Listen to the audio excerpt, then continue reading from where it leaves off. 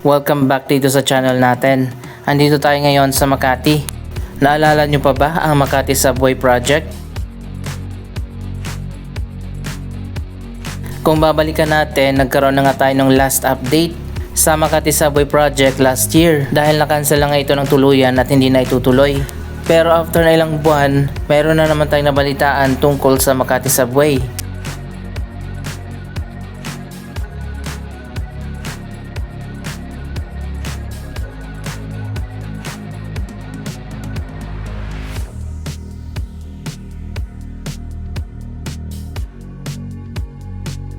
May possibility nga ba na matuloy ito sa future? So ayan guys, nandito tayo sa location kung saan itatayo yung isa sa mga station ng Makati Subway. Paalala lang, ang Makati Subway Project ay iba sa Metro Manila Subway Project na ginagawa na ngayon na pinondohan ng Japan. Iba ang Makati Subway sa Metro Manila Subway.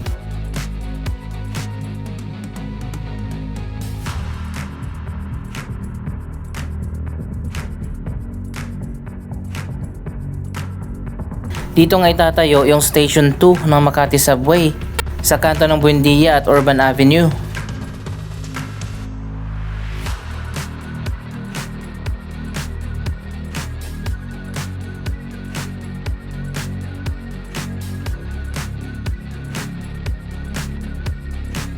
Pero dahil na-cancel na nga ang proyekto, ayan makikita nyo naman, tinanggal na lahat ng mga posters dito last year pa at wala nang gumagawa dito.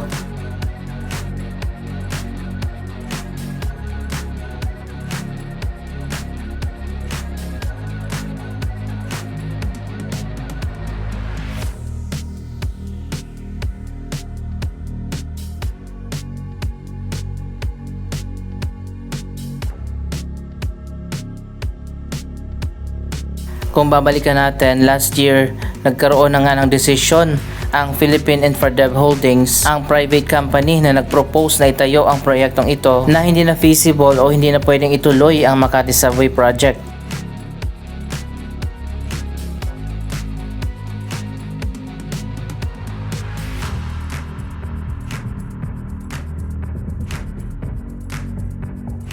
Isa sa malaking dahilan kung bakit hindi na itutuloy ang proyektong ito dahil yan sa desisyon ng Supreme Court kung saan ang 11 na mga barangay ng Makati City ay pinag-utos na ilipat na sa pamamahala ng Taguig City. Natalo kasi ang Makati City after ng ilang years na legal battle at ang desisyon ay pumabor sa Taguig City. At ang 11 na mga barangay ng Makati ngayon ay sakop na ng Taguig.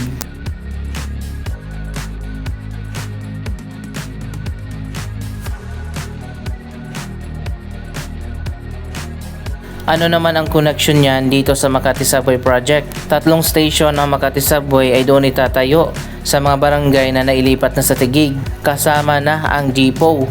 Ang Makati Subway Project kasi, ito ay proyekto ng Makati City. Kapartner ang private company na Infradev Holdings, kasama na ang ilang mga investors mula sa China. Hindi kasama sa project na ito ang Taguig City. Kaya naman napagdesisyonan na hindi na ituloy ang proyektong ito at hindi na nga feasible.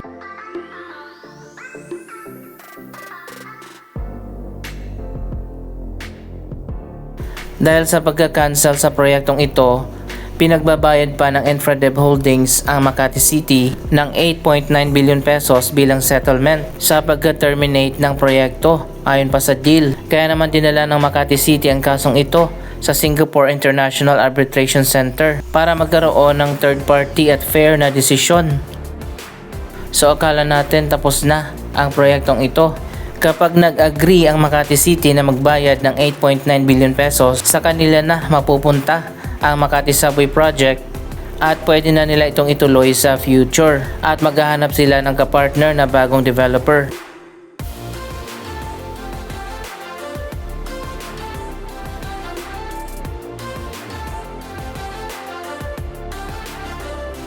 Pero ayon pa sa Makati City, malaking disadvantage ang pagbabayad ng 8.9 billion dahil napakalaki nito. Abangan natin ang susunod na update sa proyektong ito na akala natin ay tapos na.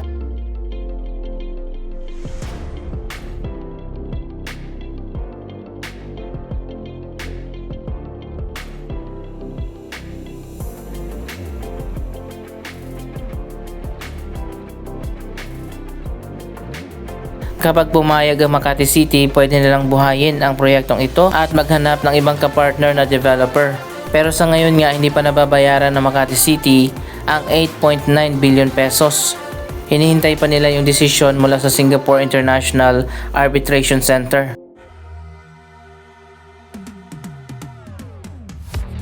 So ano sa tingin nyo guys? Gusto nyo bang matuloy pa ang Makati Subway Project?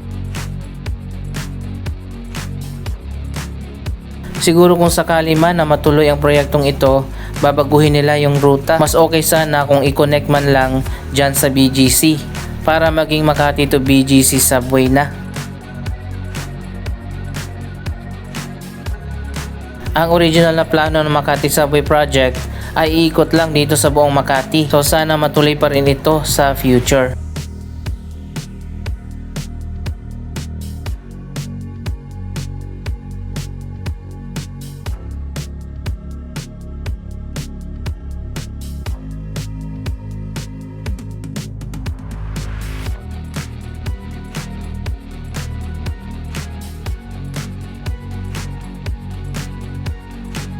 Dahil nandito na rin tayo sa may Makati, magbibigay tayo ng latest update dito sa ginagawang EDSA Rehabilitation. This time dito naman tayo sa may EDSA Buendia. Ito na pala yung ginagawa ng mga bagong sidewalk.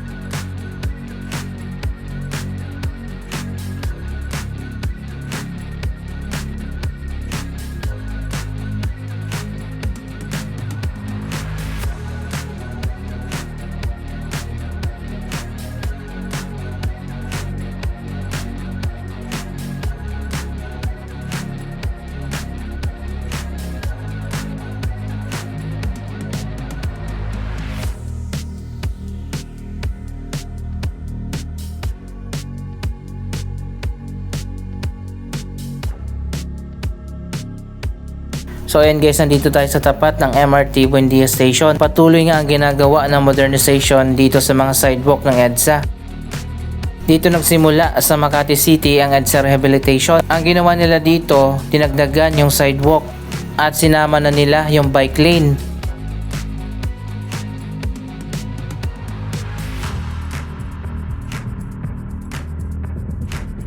Ayan, makikita nyo naman sobrang lawak na ng sidewalk. Mula dito sa may Buendia, diretso naman tayo hanggang doon sa may Estrella.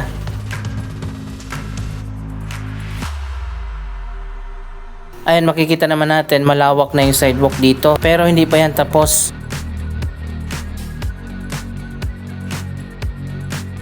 Ito ang tinatawag na shared bike lane at pedestrian walkway.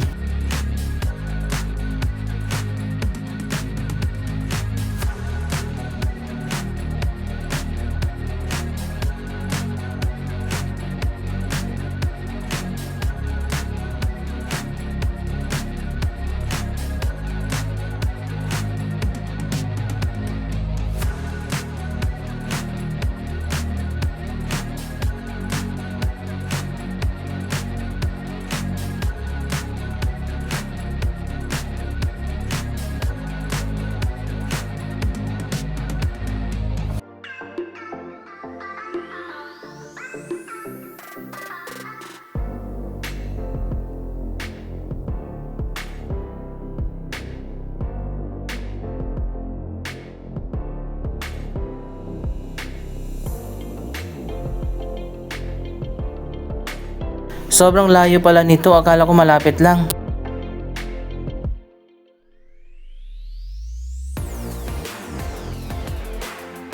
First time kong lakarin mula Buendia hanggang Estrella.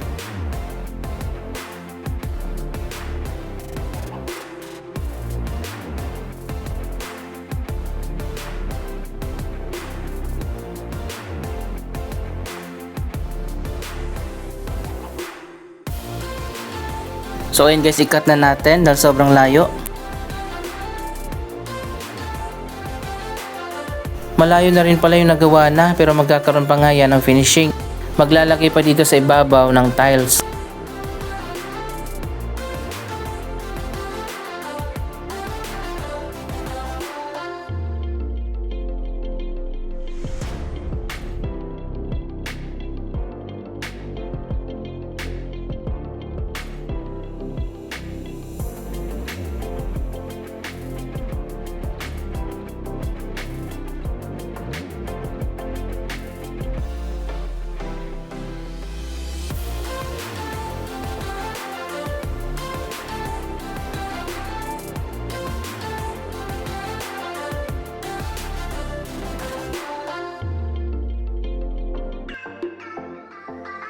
Ayan dito oh, sobrang lawak.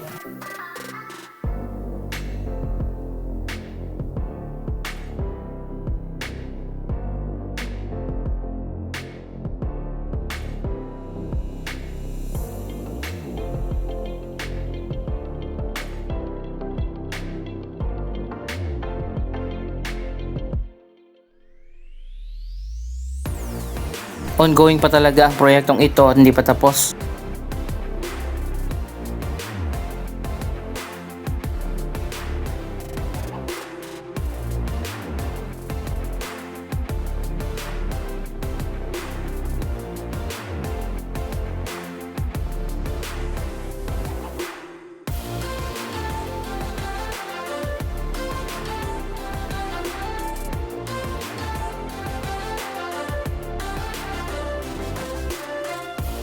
So ayun guys, hanggang dito yung nagawa na.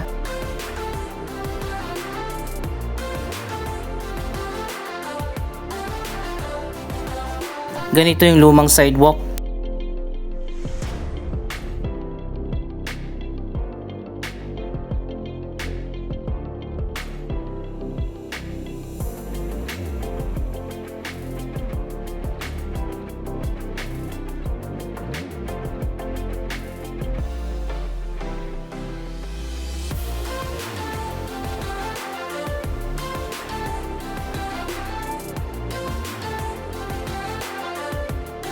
Akala ko malapit lang yung Buendia to Estrella. Kapag nakasakay ka kasi sa MRT, para ang lapit lang.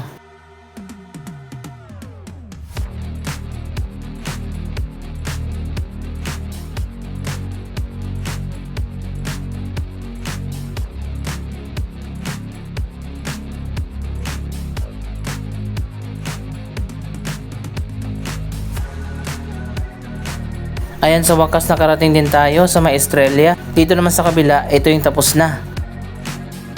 Ganito ang magiging final design kapag natapos na.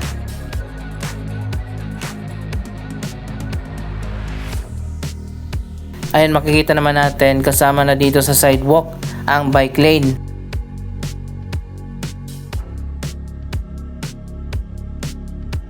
Elevated na yung bike lane.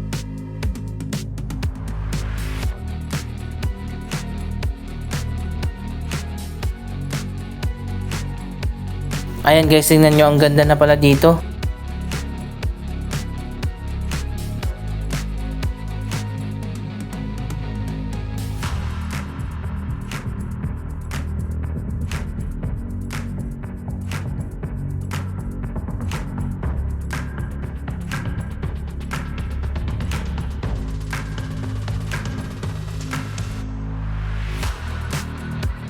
Tapos na rin yung paglatag ng asfalto dito sa kahabaan ng EDSA mula Guadalupe hanggang Pasay.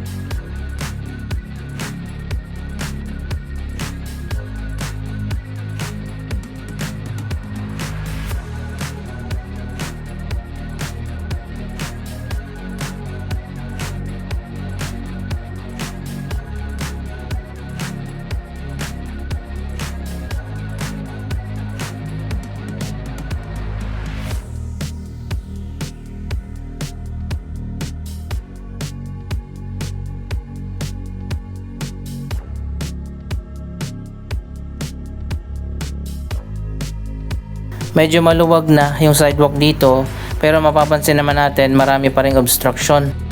Imagine niyo buong EDSA ganito nakalawak ang sidewalk. Dapat nga ang inuna nila dyan sa may EDSA Ortigas. Mula Mega Mall papuntang Robinsons, ang hirap dumaan dyan, sobrang sikip. Anyway, anong masasabi nyo sa proyektong ito? Mag-comment lamang dun sa baba ng inyong mga reaksyon.